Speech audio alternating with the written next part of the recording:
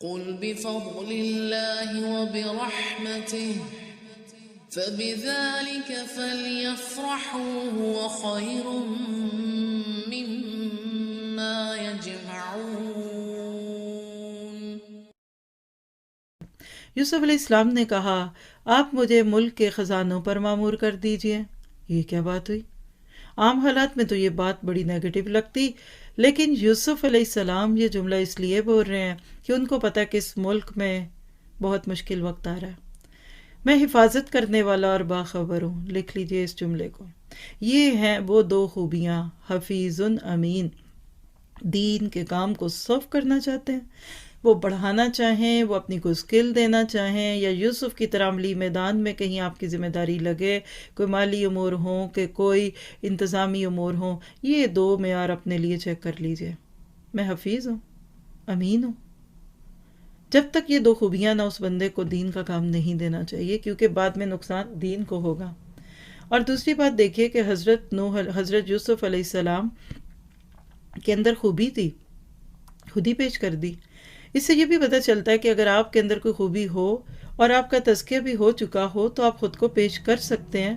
اور یاد رکھیے کہ آج بھی اچھے اسٹوڈنٹس جب یونیورسٹیوں سے بھی پڑھ کے بھی نہیں نکلے ہوتے ان کو جابز مل چکی ہوتی ہیں۔ یہ جو آج معذرت کے ساتھ کہوں گی ہمارے ہاں ہے نا کہ جاب لیس، ان امپلائمنٹ، وہ دیکھو ماسٹرز کر کے ریڈی لگایا ہوا ہے، یہ غلط چیز ہے۔ اچھے اسٹوڈنٹس کو کوئی انسٹیٹیوٹ جانے نہیں دیتا۔ بڑی بڑی یونیورسٹیز میں جا کر دیکھیے، جہاں کل پڑھتے تھے وہیں آج پڑھا رہے ہیں۔ تو حضرت یوسف علیہ السلام کے ساتھ ایسا ہی ہے۔ اب ان کی زندگی کا تیسرا دور شروع ہو رہا ہے، چونکہ اپنی روح کو وہ اللہ کے دین کے ساتھ، اللہ کے فیصلوں کے ساتھ راضی کر چکے تھے، نفس امارہ، نفس مطمئنہ میں ڈھل چکا تھا۔ تو اب اللہ تعالیٰ ان کو ایک اور جگہ پر لے کر جا رہے ہیں، اور نبی کی گود سے عزیز مصر کا گھر، وہاں سے نکلے تو وہاں سے نکلے تو جیل میں، اور اب جیل سے نکل رہے ہیں تو مصر کے تخت پہ، کیونکہ حالات جیسے بھی ہوں محسن بن کر رہے۔ اللہ تعالیٰ ایسے اسی لیے فرما رہے ہیں، اسی طرح ہم نے یوسف علیہ السلام کو ملک کا قبضہ دے دیا۔ ذرا یہ جملہ سوچئے اور اس دن کا جملہ سوچئے، اقتلوا یوسف، دشمن کچھ بھی چاہیں آپ راضی رہیے اللہ پہ۔ بڑے سے بڑے مخالف آپ کو لوگ قتل سے زیادہ کیا کریں گے؟